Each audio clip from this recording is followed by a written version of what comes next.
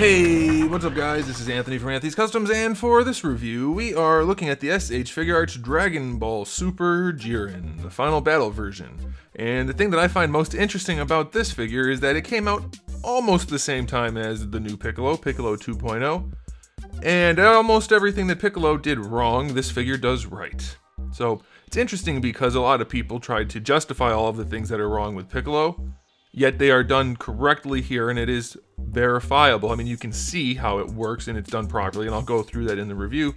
Yet they told me it was right on the other one. So what is this? Like extra right? Or was the other one actually wrong and had problems? I don't know why people feel the need to try to justify problems on things nowadays. I guess it's to make themselves feel better. I don't know.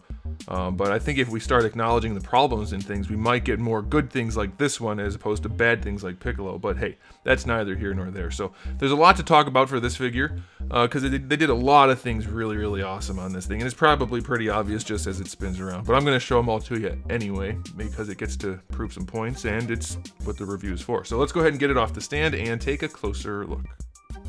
This guy stands just about 6 3/4 inches, which makes him pretty close to, let's just go 17 centimeters. That'll give you a good enough idea, and you can see that's almost exactly straight up and down, so that's pretty good. Now, as far as some height comparisons, I know you guys like those kind of things. Here he is up against Goku, which is not the Super Stink Goku, but it gives you the right size. So you can see they're pretty much perfectly in scale. That's about how it was in the show. And then just up against Piccolo. Piccolo is a tiny bit shorter than JIREN, which is probably accurate. I'd say that's about right. So that's very good. Also, you can note how shiny Piccolo is and how not shiny this figure is. Just while we're there, might as well. So let's go ahead and talk about the aesthetic on this guy. But first, we have to do question of the day. Now, I know how most of you are going to answer because Goku's Goku and it's Superman syndrome, and I get that. But which did you find better? Goku going Ultra Stink, or Vegeta doing the super blue thing where he turned dark blue, whatever that's called? Because I think the dark blue hair Vegeta, way cooler than Super Stink Goku compared to their regular forms.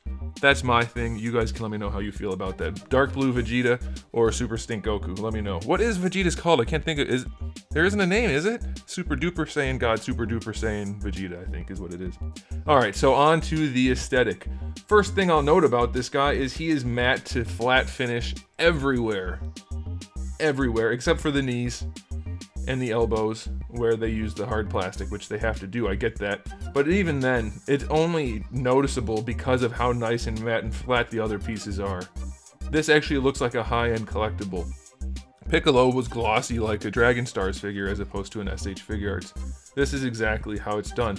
Also, I'll note, even though he's super hulked out and bulky here, the ratio of chest to shoulders to arms, it all matches. It all suits it very well. You can see the alignment of the shoulders to the neck, to the pecs, to the back. Everything is done really, really well. Very nice proportions on here. Very exaggerated proportions to match the source material, of course, but they still did it properly, which means they can do it properly. This figure is done really well. And by the way, we'll get to it in the articulation section, but there's no aesthetic loss for the butterfly joint anywhere near as bad as Piccolo. Obviously, if you fling them out all the way, you get gaps, but otherwise it's perfectly usable as opposed to Piccolo's, which was just a nightmare of a mess. And then we'll get to some other articulation things, but we also have shading throughout the skin tone. It's very subtle and it's not everywhere, but there is shading throughout his pale purple. It could be better, but it's definitely there and it makes the figure look nice. This is done very cleanly. Nice sculpt, nice paint, no issues there. The gloves are good. Even down here, they painted the skin in there very clean. The only thing I'd say that could be a little bit nicer is if the gloves had like a more obvious wear to them. They're not quite white, so that it pretty much works as is. But yeah, most of the paint job went into the skin, and that's fine. That's obviously more important. But since the gloves are up against the skin, it would look nicer. But that's obviously a very minor thing. The face is sculpted really well. It looks just like JIREN as opposed to some generic Namekian. You know, people kept saying it looked like Nail. It really does, Piccolo. He looks like Nail. He doesn't look like Piccolo. And I don't want to hear, oh, sometimes he's drawn that way. Nope. He's drawn differently. Doesn't look like this. That looks like Nail or some other Namekian. It doesn't look like Piccolo. I don't care which version of artwork you're looking at. Anyway, JIREN looks really, really good. It's basically as good as you're going to get. I mean, we could have more shading, but the matte finish is make up for it. So I'm going to give this guy a 9 out of 10 for the aesthetic. They nailed the sculpt, they nailed the paint, they're shading throughout the important parts. Very, very well. The face, let's just zoom in on the face real quick, because they did some work on there, which I think is important to note. Look at the lines around his eyeball lumps. They're not really eyebrows. I guess they are. It's got purple in there, and they nailed it. Like, it's exactly where it goes. The eyes are exactly where they go. They screw up the eyes so much on the Saiyans and on Piccolo, apparently. His eyes are so perfect, so well done. This guy's an excellent example of how they should be looking all the time. Alright, now as far as accessories go, we have 4 heads. We have the neutral head you already saw. We have one where he's gritting his teeth, probably constipated. We have one where he is really gritting his teeth and pretty much getting the job done. And then we have one where he's cheering after he's clearly evacuated his bowels. All very nicely painted and sculpted. Wonderful head sculpts, no doubt about it. As for hands, we have 2 fist hands that come on him in the package. 2 relaxy, neutrally, karate chop-ish hands, 2 clenchy hands, and then 2 wide open hands. And then we have one little fireball with no shading or anything really going on about it. But it's still nice, and it's nice and transparent and looks pretty cool. So better than not having any energy effect at all. But that's it. Kind of light on the accessories for this guy. I think that's a good balance, though, between the budget going towards paint and sculpt and accessories. So I'm not going to complain about it. Piccolo didn't have most of those things and still limited accessories. Sort of. Anyway, I'm still sour about Piccolo. Okay, so I'm going to give those accessories 8 out of 10. Bonus point for having an energy effect. Not a ton, but that's enough. 4 heads, plenty of hands, and an energy effect. Yes, 8 out of 10. All right, now for the articulation. Important thing to note about this guy. Double ball peg on top of the neck. His head can move around however it wants. Bonus, ball peg for the neck itself. When you're posing this guy's head, you just put it where you want it and it works. There's no need to do any finagling. There's no finicky nature to it. It's just exactly what you want it to be. That is how a double ball or how a neck should work all the time, and they nailed it. It is very well executed. Plenty of range in the head.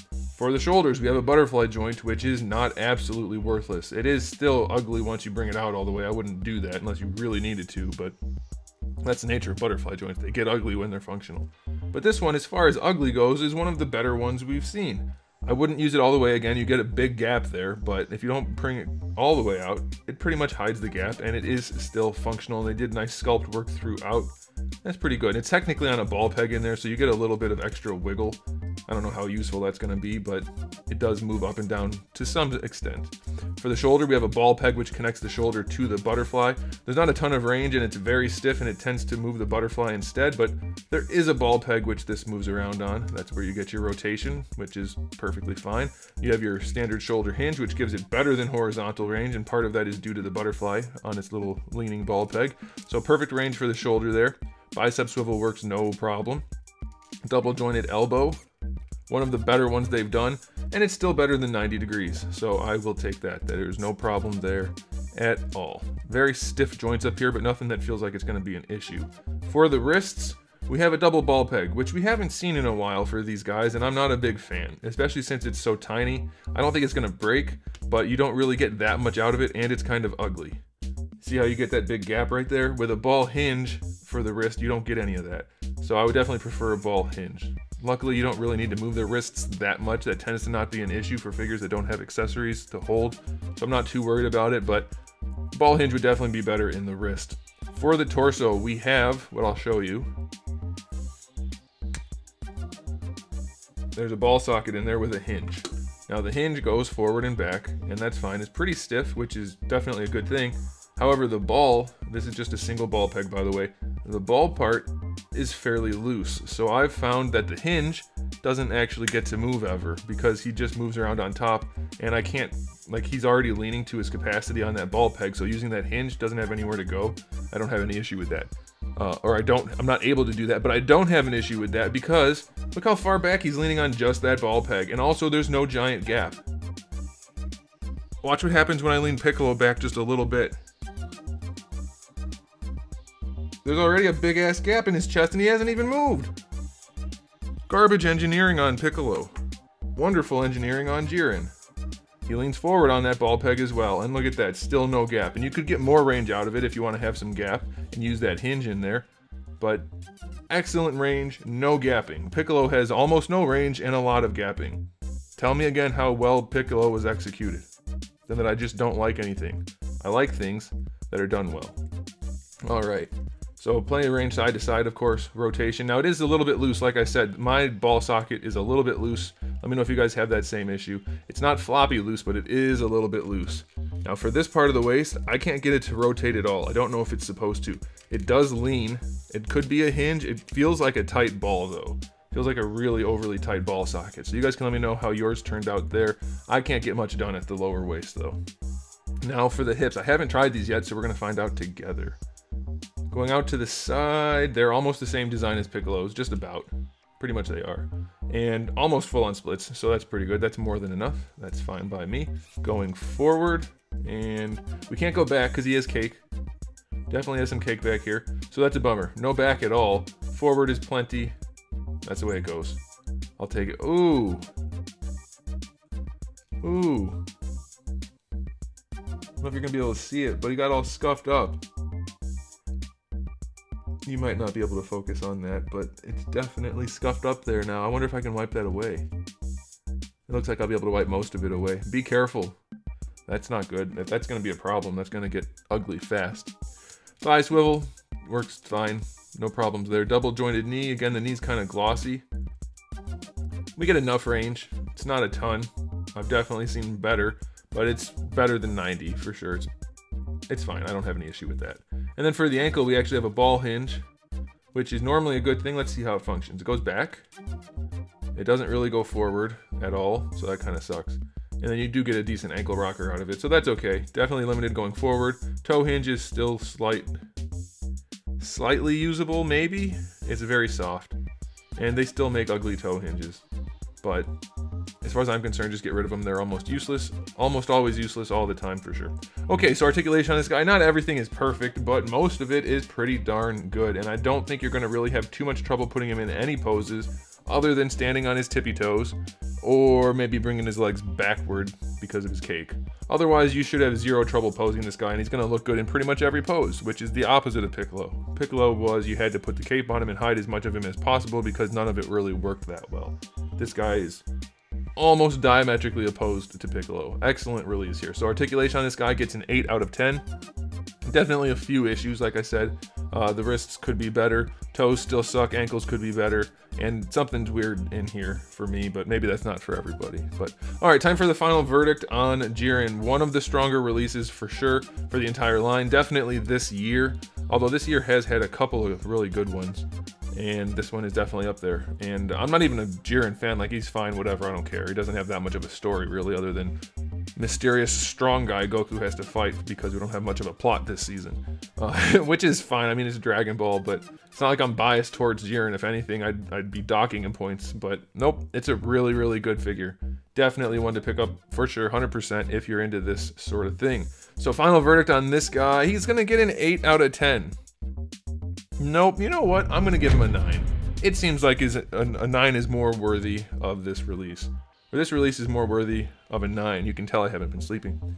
It's definitely a good one. 9 out of 10. I would definitely recommend you pick it up. It's one of their best releases ever, but definitely one of their better ones this year, and it makes the most recent other one look like butts, although he technically came out first, but still, you get the idea. All right, so there it is, guys. Thanks for watching. If you enjoyed this video, give it a thumbs up. If you didn't, give it a thumbs down, and if you haven't subscribed, you might want to. I actually do have thousands of videos on the channel, and they're all reviews to help you, almost all. So you might want to come back for all that good stuff. And in the meantime, keep collecting.